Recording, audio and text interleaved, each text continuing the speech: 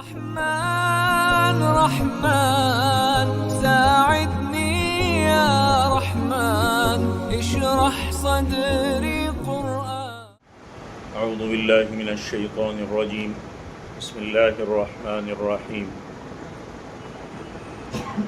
يسألونك عن الخمر والميسر قل فيهما إثم كبير ومنافع للناس وإثمهما أكبر من نفعهما ويسألونك ماذا ينفقون قل العفو كذلك يبين الله لكم الآيات لعلكم تتفكرون في الدنيا والآخرة ويسألونك عن اليتامى قل إصلاح لهم خير وإن تخالطوهم فإخوانكم والله يعلم المفسد من المصلح ولو شاء الله لأعنتكم إن الله عزيز حكيم ولا تنكحوا المشركات حتى يؤمن ولأمة مؤمنة خير من مشركة ولو أعجبتكم ولا تنكحوا المشركين حتى يؤمنوا ولعبد مؤمن خير من مشرك ولو أعجبكم أولئك يدعون إلى النار والله يدعو إلى الجنة والمغفرة بإذنه ويبين آياته للناس لعلهم يتذكرون صدق اللہ العظیم. سورۃ البقرہ کی آیت نمبر 219 سے 221 تک تلاوت کی. صحابہ کرام کو کچھ مسائل کے بارے میں سوالات پیش آئے اور ان مسائل کے بارے میں وہ آپس میں بات چیت کر رہے تھے. سب نے سوچا کہ آپس میں بحث اور بات چیت کرنے کا کوئی فائدہ نہیں ہے. حضرت صلی اللہ علیہ وسلم کی ذات گرامی موجود ہے تو آپ صلی اللہ علیہ وسلم سے کیوں نہ معلوم کر لے تاکہ آپ صلی اللہ علیہ وسلم جو فرمائے اس پر عمل کریں. ان میں ایک مسئلہ یہ تھا کہ یہ جو ہم شراب پی رہے ہیں یہ صحیح ہے یا نہیں، کیونکہ عربوں کی گٹھی میں زمانے جاہلیت میں شراب پڑی ہوئی. صبح کی شراب کا نام الگ تھا، دوپہر کی شراب کا نام الگ تھا، شام کی شراب کا نام الگ تھا، کسی محفل کی شراب کا نام الگ تھا.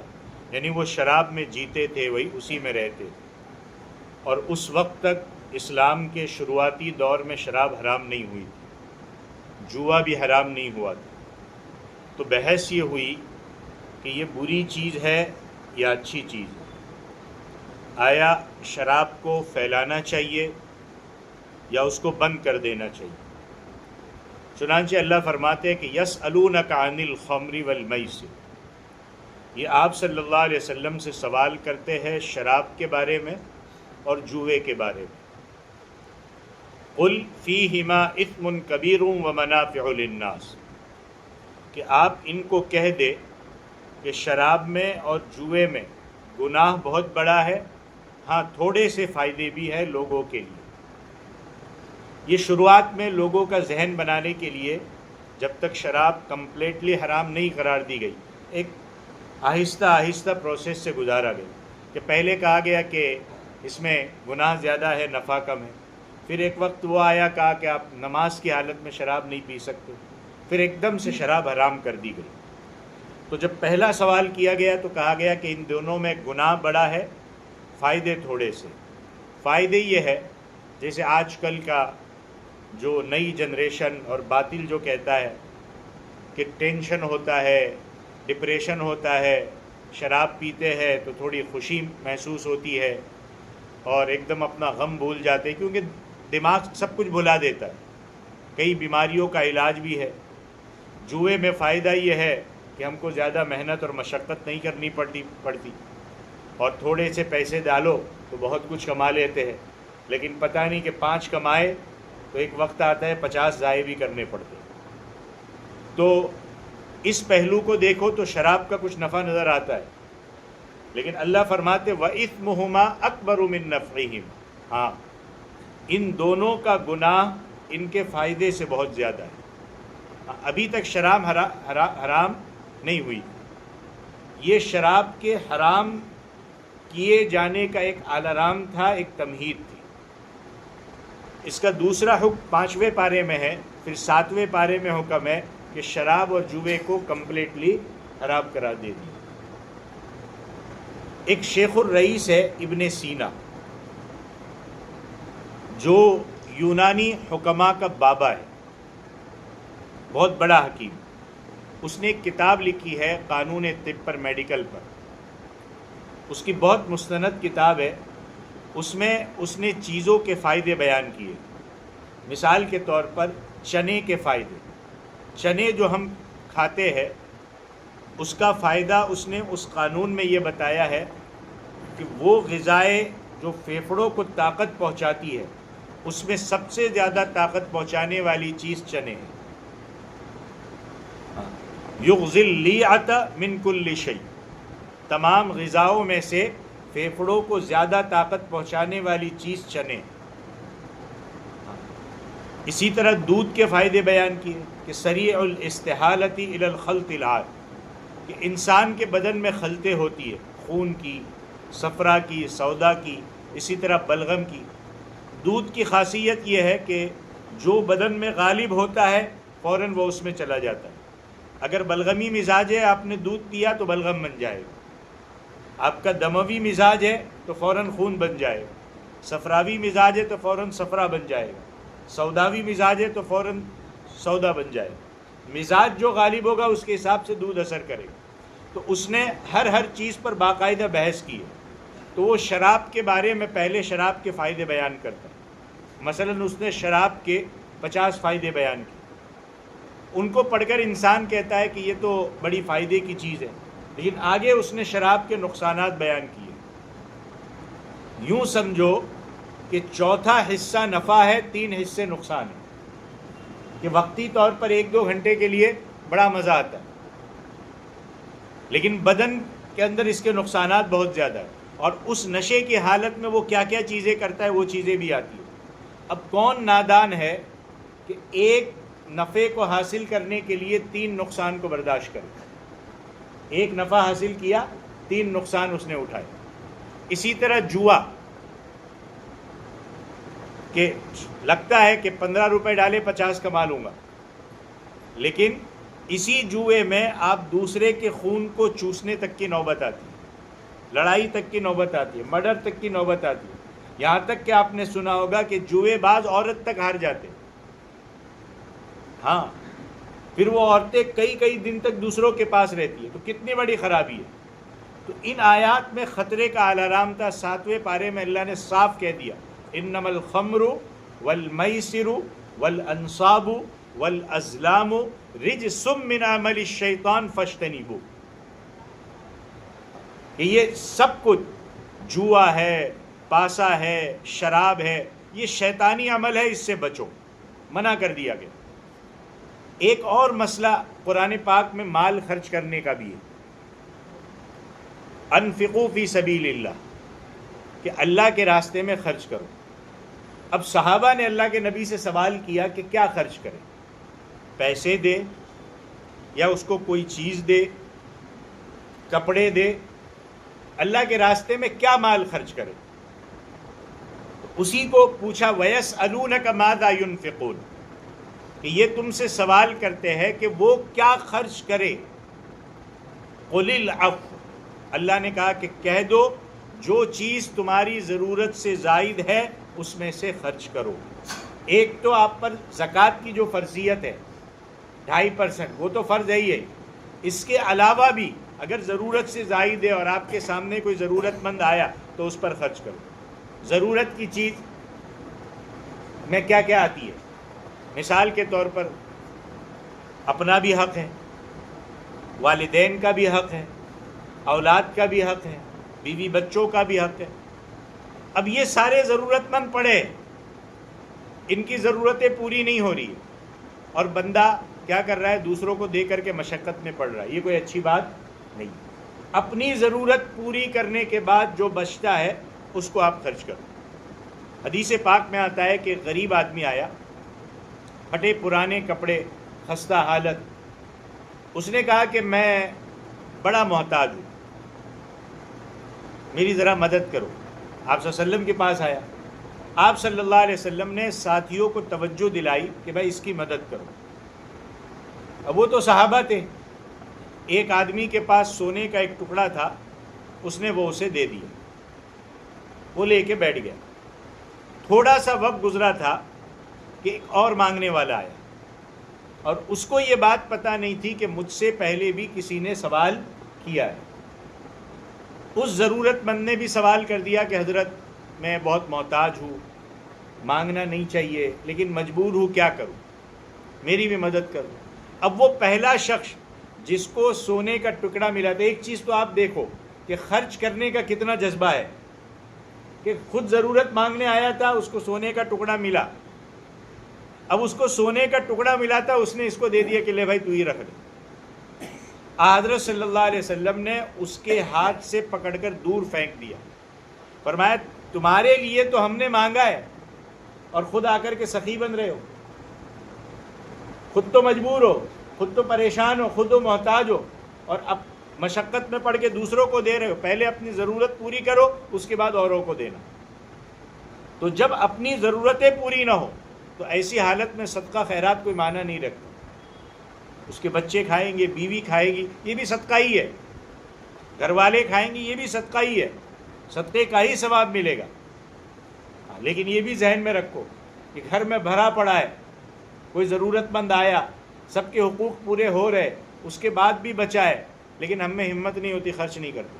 ہم کہتے زکوٰۃ چلے گی کیا, 2.5% زکوٰۃ چلے گی کیا, 97.5% جو میرے پاس ہے اس میں سے ہم کیوں خرچ نہیں کرتے. تو فرمایا خرچ وہ چیز کرو العفو جو تمہاری ضرورت سے زیادہ بچی ہوئی ہے. کذالک یبین اللہ لکم الآیات, اسی طرح اللہ بیان کرتا ہے تمہارے لیے اپنے احکام. لعلکم تتفکرون فی الدنیا والآخرہ, تاکہ تم غور و فکر کرو دنیا کے معاملات میں بھی اور آخرت کے معاملات میں بھی. اللہ نے ایسی رہنمائی فرمائی کہ تمہاری دنیا بھی سنور جائے, تمہاری آخرت بھی سنور. ایسا نہیں کہہ دیا کہ سب کچھ اٹھا کے دے دو اور خود بھوکے مر جاؤ. آپ دنیا بھی بن جائے اور آخرت بھی بن جائے. اور وہ اس طرح کہ مثال کے طور پر کسی کا چچا تایا فوت ہو گیا, چچے کا انتقال ہو گیا, اب اس کی اولاد نابالغ ہے. تو اب یہ جو چچا کے بچے ہیں, بھائی ہے, شریعت نے ان کو پابند کیا ہے کہ ان کے چچیرے بھائیوں کی نگرانی تم نے کرنی ہے. آج لوگ اکیلا چھوڑ دیتے ہیں اور وہ بیچارے مجبور ہو کے کس قسمت پرسی کی حالت میں زندگی گزار رہے ہو, اور ان کے بچے بڑے مزے سے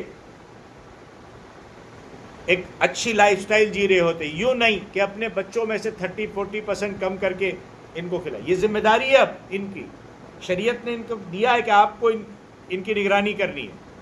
بھائی کا انتقال ہو گیا, اس کے بچے, تو ایسے سلسلے میں ان کے پاس کئی مرتبہ. اب یہاں پر ایک چیز اور بھی آتی ہے کہ بھائی کا انتقال ہو گیا یا گھر میں کسی کا انتقال ہو گیا اور بچے یتیم ہیں, اور یتیموں کے پاس کچھ مال ہے. اب یتیم تو خود کچھ نہیں کر سکتا, چھوٹا ہے. آج کل تو 50 سال کو بھی یتیم کہتے کہ یتیم ہو گیا. ہاں, نابالغ کو یتیم کہیں گے, بالغ کو یتیم نہیں کہیں گے. تو اب وہ چھوٹا بچہ ہے, اب اس کے بعد بہت دفعہ تھوڑا بال ہے, اب وہ خود کچھ کر نہیں سکتا کہ کیسے کرے. تو اب آزو بازو والے خود اس کی ذمہ داری اٹھاتے. تو اللہ کی طرف سے یہ حکم تھا کہ تمہارے گھر میں جو عزیز رشتہ دار یتیم ہے, ان کے مال میں سے ان کی روٹی, ان کا سالن الگ پکاؤ, اپنا کھانا الگ تیار کرو. یتیم کے معاملے میں تھوڑا احتیاط کرو, یہ شریعت کا حکم تھا. اب عورتوں کو اس سلسلے میں خاصا اشکال تھا, خاصی پریشانی تھی. آج کل تو لوگ احتیاط ہی نہیں کرتے, پورا یتیم کا مال کھائی جاتا. یہاں تو بہت احتیاط تھا, لیکن اب پریشانی یہ تھی کیونکہ ایک گھر میں 1-2 دن نہیں, مسلسل ان کا آٹا گوندنا, ان کی روٹی الگ پکانا, اپنا الگ پکانا, ان کی ہانڈی الگ تیار کرنا, اپنا الگ تیار کرنا, یہ خاصا مسئلہ ہے, کوئی آسان کام نہیں ہے. پھر گھر میں بچے ہیں, ان کو بھی اس بات کی تمیز نہیں ہوتی کہ یہ روٹی کس کی ہے, یہ سالن کس کا ہے. اب عورتیں باوجود اس کے کہ یتیموں کا سالن روٹی خود سنبھال کے رکھتی تھی، پھر بھی اپنی بچے تو بچے ہوتے ہیں، کہیں سے بھی اٹھا کے کھا لیتے، ان کی روٹیاں کھا جاتے تھے. پھر کبھی ہوتا تھا انسان کبھی زیادہ کھا جاتا ہے، کبھی کم، کبھی غریب یتیم بچہ ہے، طبیعت صحیح نہیں ہے، کبھی طبیعت خراب ہے، وہ بچہ کم کھا رہا ہے، تھوڑا کھایا باقی ضائع ہو گیا. تو انہوں نے سوال کیا کہ حضرت کپڑوں کا مسئلہ تو آسان ہے کہ وہ کبھی 2 مہینے کے بعد بنانے ہیں، کبھی 6 مہینے کے بعد بنانے ہیں. تعلیم کا مسئلہ بھی آسان ہے کہ ہم ان کی کتابوں کاپیوں کا حساب الگ رکھتے ہیں، مگر یہ جو کھانے کا مسئلہ اس کا الگ پکانا، عورتیں کہتی ہے کہ یہ خاصا مشکل ہے کہ اپنا آٹا الگ رکھو، ان کا الگ رکھو، اپنا نمک مرچ الگ رکھو، ان کا الگ رکھو، اپنا گھی الگ رکھو، ان کا الگ رکھو، پھر اگر ان کی کوئی چیز بچ جائے تو اس کو محفوظ رکھو. تو یہ بڑا مسئلہ ہے. تو انہوں نے اللہ کے نبی سے پوچھا وَيَسْأَلُونَكَ عَنِ الْيَتَامَى کہ یہ تم سے یتیموں کے بارے میں سوال کرتے کہ حضرت ان کا کھانا الگ تیار کرنا عورتیں کہتی ہے کہ خاصا مشکل ہے، تو اب کیا کیا جائے؟ قُلْ إِصْلَاحٌ لَهُمْ خَيْرٌ، آپ کہہ دو کہ ان یتیموں کی خیر خواہی ہی بہت بہتر ہے کہ ان کی کوئی چیز ضائع نہ ہو. پہلے تو یہی چیز ہے کہ ان کے ساتھ خیر خواہی کرو، ان کی کوئی چیز ضائع مت کرو. وَإِن تُخَالِطُوهُمْ فَإِخْوَانُكُمْ، اور اگر تم کھانے پینے میں ان کو ساتھ ملا لو تو وہ تمہارے بھائی ہیں. یعنی اب تمہیں اجازت ہے. وہ کیسے؟ مثال کے طور پر یتیم بچہ 8 سال کا ہے، تو اس کے آٹے میں سے جتنا تم اپنے 8 سال کے بچے کے لیے آٹا استعمال کرتے ہو، اور اس عمر کے بچے کے لیے جتنا سالن کا خرچہ کرتے ہو، اس یتیم کے مال میں سے اتنے آٹے اور سالن کا خرچہ لے لو. پھر اس میں جو کمی بیشی ہوگی وہ تمہیں اللہ معاف فرما دے. ہاں نیت بری نہ ہو. کیوں؟ کیونکہ انما الاعمال بالنیات، اعمال کا دار و مدار کس پر ہے؟ نیتوں پر. نیت ہماری یتیم کے مال کھانے کی نہ ہو. تو جب یہ حکم آیا تو عورتیں بڑی خوش ہوئی کہ ہمارا مسئلہ حل ہو گیا، الگ کرنے کی ضرورت نہیں ہے، اتنا لے کے ملا کے حل کر لو. کیونکہ پہلے خاصی مشکل تھی، لیکن اللہ نے آگے ایک اور جملہ فرمایا، اس کو بھی ذہن میں رکھو، کیونکہ ظاہر میں کچھ ہوتا ہے، اندر میں کچھ ہوتا ہے. واللہ یعلم المفسد من المصلح، کہ اللہ تم میں سے فساد کرنے والوں کو اور اصلاح کرنے والوں کو بخوبی جانتا ہے. کہ تم تو یہ کہہ رہے ہو کہ ہم تو یتیم کے لیے کر رہے ہو، تم حیلے بہانے سے یتیم کا مال کھانا چاہتے ہو یا اس کے مال کی اصلاح کرنا چاہتے ہو، معاملہ اللہ جانتا ہے. کیا کرنا چاہتے ہو؟ ظاہر میں تو آپ دنیا کو کچھ بھی دکھا دو گے، لیکن اللہ بہتر جانتا ہے. صرف یتیم کو سامنے نہ رکھو، بلکہ اللہ کو حاضر ناظر سمجھو، اللہ کو عالم الغیب سمجھو، اللہ کو علیم بذات الصدور سمجھو. اس طرح نہیں کرنا کہ اب تمہیں اجازت مل گئی کہ اب مل کے کھانا بنا سکتے ہیں تو پاؤ آٹا اپنا ڈال دیا، کلو ان کا ملا لیا. ایسا نہیں کرنا. اپنی سبزی برائے نام لے لی، باقی اس کا مال کھا گئے. 1 چمچ اپنا گھی ڈالا اور اس کے گھی میں سے 1 چھٹانگ ڈال دیا. اللہ سب جانتا ہے. وَلَوْ شَاءَ اللَّهُ لَأَعْنَتَكُمْ، اگر اللہ چاہتا تو تمہیں مشقت میں ڈال دیتا. اور کیسے مشقت میں ڈال دیتا؟ کہ پہلا ہی حکم برقرار رہتا کہ نہیں سب الگ الگ رکھو. لیکن جب اللہ نے اب اجازت دی ہے تو اس کو احتیاط رکھو. ان اللہ عزیز حکیم، اللہ غالب ہے، حکمت والا ہے. ایک اور مسئلہ ہے، وَلَا تَنْكِحُ الْمُشْرِكَاتِ حَتَّى يُؤْمِنَّ، اور یہ آج معاشرے میں جا کر یہ چیزیں سمجھاؤ، سوسائٹی میں جا کر کے یہ چیزیں سمجھاؤ. ظاہری چیزوں کے پیچھے پال کر، فیشن کے نام پر، محبت کے نام پر، پیسے کے نام پر لوگ اپنا ایمان بیچ رہے ہیں. کہا نہ نکاح کرو تم شرک کرنے والی عورتوں سے یہاں تک کہ وہ ایمان لے آئے. صاف کہہ دیں. اچھا میں یہاں ایک چیز اور آگے بڑھا دوں، پھر آگے چلتا ہوں. صرف یہ کافی نہیں ہے کہ وہ ایمان لے آئے، وہ ظاہری طور پر ایمان لے آئے گی. ایمان لانے کے بعد وہ آئی ہے تو اس کو پورا دین سکھاؤ. لوگ بس ایمان لے کے آئی ایسے ہی رکھتے ہیں تو پھر بچوں کی زندگیاں بھی پوری مشرکانہ پھر گزرتی، کیونکہ اس کے ذہن میں تو پورا وہ بھرا ہے. اس نے تو اپنی محبت کے لیے ایمان قبول کر لیا، آپ نے اس کو آگے سکھایا ہی نہیں. اتنا کافی نہیں ہے کہ یہاں تک کہ وہ ایمان لے آئے. 6 پارے میں یہود اور نصارہ جو اہل کتاب ہے، تورات اور زبور اور انجیل کو ماننے والے، ان کے ساتھ نکاح کی اجازت دی گئی ان شرائط کے ساتھ جن کا لحاظ ضروری ہے لیکن پسندیدہ نہیں ہے۔ حضرت صلی اللہ علیہ وسلم نے نکاح کے اصول بیان فرمائے۔ کیا فرمایا؟ کہ عورت میں 4 خوبیوں کو دیکھا جاتا ہے۔ پہلی چیز فرمایا لحسنہا، اس کا حسن و جمال بھی دیکھو، کوئی حرج نہیں، خوبصورتی دیکھ سکتے ہو۔ ولحسبہا، اس کے خاندان کو بھی دیکھو، کوئی حرج نہیں۔ ولمالہا، مال بھی دیکھو، کوئی حرج نہیں۔ ولدینہا، اور دین کو بھی سامنے رکھو۔ لیکن آخری جملہ دین کہنے کے ساتھ اللہ کے نبی نے کہا فَاظْفُرْ بِذَاتِ الدِّین، ساری شقوں سے زیادہ، خوبصورتی سے زیادہ، خاندان سے زیادہ، مال سے زیادہ دینداری کو ترجیح دو۔ آج نہیں دی تو کیا حال ہے گھروں کے، خاندان کے کیا حال ہے کہ ایک مفتی کے گھر کے اندر، کہ ہوگا وہ اپنے وقت کا مفتی، ہوگا وہ علاقے کا مفتی، لیکن اس کے گھر میں بیوی کی تربیت نہ ہونے کی وجہ سے جائیداد کے جھگڑے چل رہے ہو۔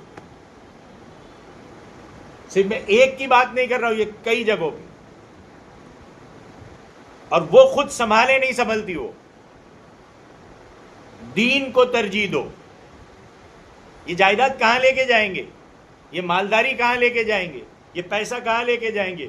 قبر میں سوئیں گے، یہ وہاں لے کے جائیں گے؟ دیندار ہوگی، اولاد پر بڑا گہرا اثر ہوگا، اور مرد سمجھانے چاہے گا، سمجھا نہیں پائے گا، گھر جہنم بن جائے گا۔ ہم نے بہت ساری صورتیں ایسی دیکھی ہے کہ مائیں بے دین ہے تو اولاد بھی بے دین ہے، مائیں نیک ہے تو اولاد بھی نیک ہے، کیونکہ اولاد پر زیادہ اثر ماں کا ہوتا ہے، اور ماں پہلا مدرسہ ہے بچوں کے لیے۔ فرمایا مشرک عورتوں سے نکاح نہ کرو یہاں تک کہ وہ ایمان لے آئے، اور آگے یہاں تک کیا، لوگ سٹیٹس دیکھتے، شریعت نے کہا وَلَأَمَةٌ مُؤْمِنَةٌ خَيْرٌ مِّن مُشْرِكَةٍ وَلَوْ أَعْجَبَتْكُمْ، ایک مومن خادمہ، ایک مومن باندی بہتر ہے مشرک عورت سے، اگرچہ مشرک عورت تمہیں بڑی اچھی لگے۔ دیندار ترجیح دو، ایمان والی ترجیح دو۔ اس زمانے میں غلاموں کو حقیر سمجھتے تھے جس طرح آج کل نیچی ذات والوں کو سمجھتے، کیونکہ ظاہر بات ہے کہ اونچے خاندان کا آدمی کسی کمی لڑکی سے نکاح کرنے کے لیے تیار نہیں ہوتا۔ یہ تو مسلمانوں میں بھی برادران وطن کے ساتھ رہتے رہتے یہ چیزیں آ گئی ہے، یہ اونچا، یہ نیچا، یہ بڑی برادری، یہ چھوٹی برادری۔ شریعت نے صاف منع کیا، مشرک ہے، کتنا بھی سٹیٹس ہے، کتنی بھی ڈگریاں ہے، چھوڑ دو، اور ایک خادم مومنہ مل رہی ہے اس سے نکاح کر۔ اور فرمایا وَلَا تُنْكِحُوا الْمُشْرِكِينَ حَتَّى يُؤْمِنُوا، اور اپنی بیٹیاں، اپنی بہنیں تم نکاح کر کے مشرکوں کو مت دو یہاں تک کہ وہ مشرک ایمان لے آئے۔ آج کل کی کیا صورتحال ہے؟ آج تو بڑا فتنے کا دور ہے۔ غیر تو چھوڑیے، کئی باطل فرقے، قادیانی ہے، منکرین حدیث ہے، رابضی ہے، بہائی ہے، ذکری ہے، شرک میں ڈوبے ہوئے لوگ ہیں۔ ان چیزوں کو سوچنے والے کے رشتے میں بڑا فرق ہے، مگر آج صرف یہ دیکھتے ہیں لڑکا خوبصورت ہو، تعلیم یافتہ ہو، بزنس مین ہو، لاکھوں کا جہیز مانگنے والا ہو، کار کوٹھی ہو، بنگلہ ہو بھی اس کا اپنا، بس بچی کا ہاتھ کچھ نہیں دیکھتے، مسلم ہے، کافر ہے، کیا ہے، کچھ نہیں دیکھتے، اس کے ہاتھ میں پکڑا دیتے۔ اس کی فکر نہیں ہے کہ اس کا ایمان رہے گا یا نہیں رہے گا۔ یاد رکھو، رشتہ کرتے وقت سب سے پہلے یہ دیکھو کہ اس کا عقیدہ بھی صحیح ہے یا نہیں ہے۔ اس کی وجہ سے ہماری بچی یا ہمارا بچہ کا ایمان رہے گا یا نہیں رہے گا، آخرت بنے گی یا خراب ہو جائے گی۔ اب میں آپ کو ایک واقعہ سناؤں، کیونکہ آج کل کے ماں باپ ذرا ماڈرن ہو گئے، وہ یہ کہتے میری بچی تو کیا یہ سب کام کرنے کے لیے میں نے آپ کو بھیجی ہے گھر میں، یہ تو نازوں سے پلی ہوئی بچی ہے، بیڈ پہ بیٹھے گی، آپ خود آ کر کے چائے بنا کے اس کے ہاتھ میں دیں گے۔ اور پھر ہوتا کیا ہے؟ یا تو طلاق ہوتی ہے، یا مرد کو جب گھر میں محبت نہیں ملتی ہے پھر وہ دوسری جگہ تلاشتا ہے اپنا سکون، یا پھر وہ دوسری شادی کرتا ہے، جب جا کر کے آنکھیں کھلتی ہے جب جا کر کے بہت دیر ہو چکی ہوتی ہے، اور پھر شکایت خود گھر کے اندر، گھر کو بنانے کے لیے کچھ نہیں کریں گے، گھر میں فساد پھیلانے کے سارے کام کر دے گی، لیکن وہ بچی کہے گی میری طرف کوئی اٹریکشن نہیں ہے۔ کیسے اٹریکشن ہوگا؟ آپ وہ کام کرتے ہو دکھاؤ، آپ توجہ تو چاہو اس کی سامنے والے کی، اب وہ کرنے کے لیے تیار نہیں ہے۔ اور ماں تو ایسا جنات ہے لڑکی کا، وہ ایسا پن بھر کے بھیجے گی کہ اللہ حفاظت فرمائے، کیا کرنا کیا نہیں کرنا، کیسے کرنا، اور کون سے بابا کے پاس جا کے تعویذ لانا، کیا پلانا۔ ارے کچھ کرنے کی ضرورت نہیں ہے، گھروں میں سکون سے اپنی زندگیاں جیو، ایک دوسرے کے حقوق کو پہچانو، گھروں میں ایک دوسرے کا احترام کرو، بڑوں کا احترام کرو، چھوٹوں کا احترام کرو، خدمت کا جذبہ اپناؤ، گھر جنت بن جائے گا۔ پیسوں سے جنت نہیں بنے گا، اچھا جوڑا مانگنے سے وہ لا کے سب دے دے گا، اچھا جوڑا بھی دے دے گا، اچھا موبائل بھی دے دے گا، اچھی گاڑی بھی دے دے گا، فلیٹ بھی آپ کے نام پر بھی کر دے گا، لیکن گھر جنت نہیں بنے گا۔ حضرت ابو درداء رضی اللہ تعالیٰ عنہ کی لڑکی جوان ہو گئی، عزیز رشتہ داروں نے ایک لڑکا تلاش کیا، اور خوبصورت لڑکا، پڑھا لکھا، اچھے گھر کا، اور آ کر حضرت ابو درداء رضی اللہ تعالیٰ عنہ کو بتایا کہ ہم نے تمہاری بچی کے لیے رشتہ تلاش کیا ہے، تمہاری بچی کے لیے رشتہ تلاش کیا ہے، اور وہ فلاں آدمی ہے۔ حضرت ابو درداء نے سیدھا جواب دیا، میں نے وہاں رشتہ نہیں کرنا۔ ہم کیا ہوتے؟ بس بسم اللہ دے دو، کہا میں نے وہاں رشتہ نہیں کرنا۔ انہوں نے کہا حضرت لڑکے میں کوئی عیب ہے؟ فرمایا نہیں۔ کہا کیا بے دین ہے؟ فرمایا نہیں۔ مال نہیں کہ فرمایا مال بھی ہے، گھر بھی ہے، سب ضرورتیں پوری ہے، لیکن بس ایک کمزوری ہے، ان کے گھر میں نوکرانیاں کام کرتی ہے، تو میری بچی کو ساس اور سسر کی خدمت کا موقع نہیں ملے گا، جس سے جنت ہاتھ سے نکل جائے گی۔ کیا کہتے ہو؟ بولتے ساس اور سسر کی خدمت میری ذمہ داری نہیں ہے۔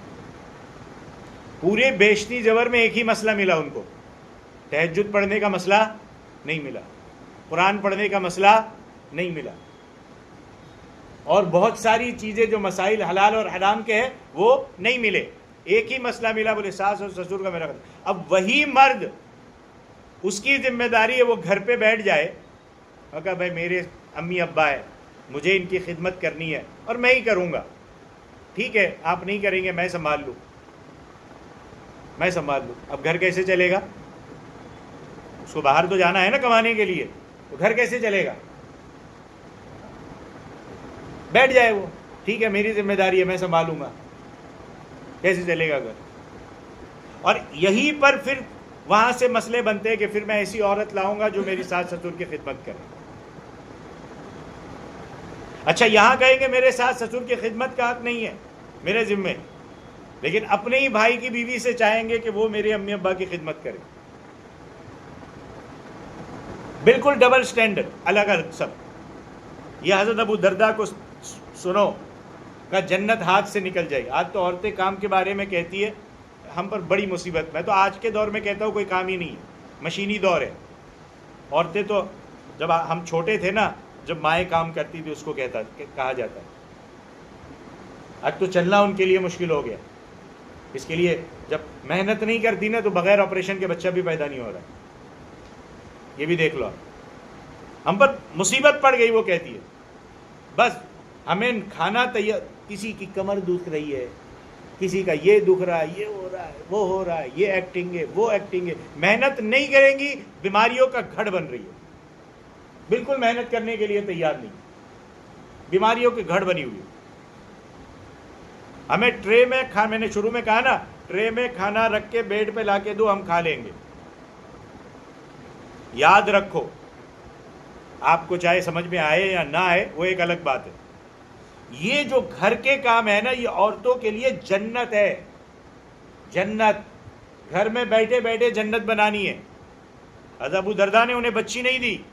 آج ہمارا دور ہے, ہم نے کہنا ہے بچی نے چولہے کے پاس نہیں بیٹھنا, روٹی نہیں بنائے گی, کپڑے نہیں دھونے, جھاڑو نہیں پھرنی, شوہر کی نہیں سنے گی, بھائی کے ایک کال پہ سب کچھ کرے گی.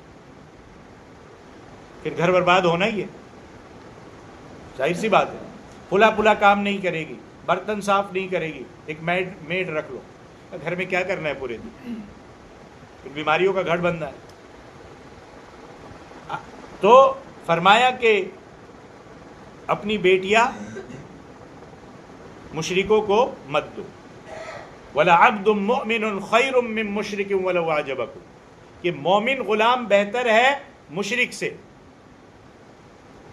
ایک مومن ہے, ایک نیچی ذات کا ہے, ہمارے حساب سے کم کماتا ہے, وہ بہتر ہے مشرک سے, اگرچہ وہ مشرک تمہیں شکل و صورت کے اعتبار سے اچھا لگے, مال کے لحاظ سے, تعلیم کے لحاظ سے. کتنے ایسے ہیں جو شکل و صورت کے لحاظ سے اچھے لگتے ہیں, لیکن دیکھو کیا زندگی ہے. اور چٹنی روٹی کھانے والا, صبح سے شام تک محنت کرنے والا, آ کر اپنی بیوی کی عزت بھی کرتا ہے اور گھر میں سکون سے بھی رہ رہے. چاہے کتنا اچھا لگے. کیوں؟ کیونکہ اللہ کہتے ہیں کہ اگر مشرک کی طرف جاؤں گے, اولئک یدعون الی النار, یہ لوگ شرک کرنے والے ہیں, تمہیں آگ یعنی دوزخ کی دعوت دیتے. واللہ یدعو الی الجنہ, اور اللہ تمہیں جنت کی دعوت دیتا ہے, والمغفرہ, اور بخشش کی دعوت دیتا ہے. محمد علی جناح کا نام سنا ہے؟ میں آپ کو اس لیے کہہ رہا ہوں کہ نکاح کہاں کرنا چاہیے, کیسا رشتہ ڈھونڈنا چاہیے, وہ بھی ذہن میں رکھو. اس نے ایک عورت کے ساتھ نکاح کیا تھا جس کا نام تھا رتن بائی, اور وہ پارسی مذہب سے تھی. اب پولیٹیشین تو ان چیزوں کو دیکھتے نہیں ہیں.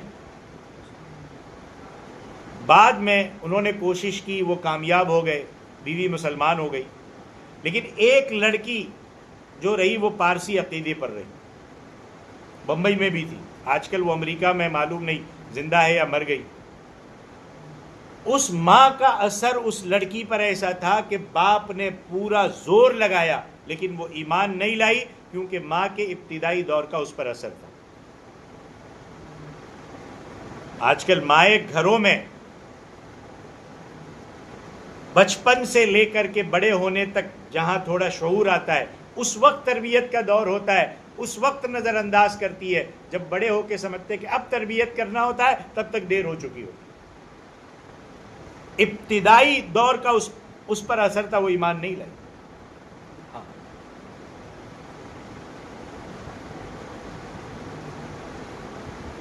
اس لیے آپ کو ایسے کئی واقعات ملیں گے کہ نکاح کیا, غیر کے ساتھ کر لیا یا بے دین کے ساتھ کر لیا, بعد میں بچوں کی زندگی تہس نہس ہو جاتی ہے, اولاد کی تربیت نہیں ہو پاتی, وہ مومن بھی ہو گئی, ایسے بھی واقعات ہیں. تو وہ ایمان والی بھی بن گئی, لیکن اس کے بعد اس کی کوئی تربیت نہیں ہوئی, ظاہریت کے ساتھ جی رہے, تو بچوں کی حالت بھی, بچوں میں بھی وہی چیزیں آ رہی ہیں. سسرال کی طرف سے آ رہی ہو یا کئی اور شکل سے آ رہی ہو ماں, کیونکہ ماں میں تو وہ چیزیں بھری پڑی ہے. اس لیے اللہ فرماتے کہ مشرکوں کے ساتھ نکاح کرو گے, وہ تمہیں دوزخ کی دعوت دیں گے, اللہ تمہیں جنت کی دعوت دیتا ہے, مغفرت کی دعوت دیتا ہے بِإِذْنِهِ, اپنے حکم سے. اور پھر یہ سارے مسائل بیان کر کے اللہ نے فرمایا وَيُبَيِّنُ آيَاتِهِ لِلنَّاسِ, اور بیان کرتا ہے اللہ تعالیٰ اپنی آیات لوگوں کے لیے. کیوں؟ لَعَلَّهُمْ يَتَذَكَّرُونَ, تاکہ لوگ نصیحت حاصل کریں. سمجھانا کام. اب اس پر چلنا نہ چلنا یہ انسان کے اختیار میں. وہ اپنی دنیا کو سکون والی بنائے گا, اپنی آخرت بھی بنا لے گا. نہیں چلے گا, دنیا بھی برباد, آخرت بھی برباد. اللہ تعالیٰ ہمیں نصیحت حاصل کرنے والوں میں سے بنائے, اپنی اور اپنی اولاد کی نگرانی کی توفیق عطا فرمائے. یہ سورۃ البقرہ کی آیت نمبر 219 سے 221 تک تھی. اللہ عمل کی توفیق عطا فرمائے, آمین. وآخر دعوانا ان الحمد للہ رب العالمین.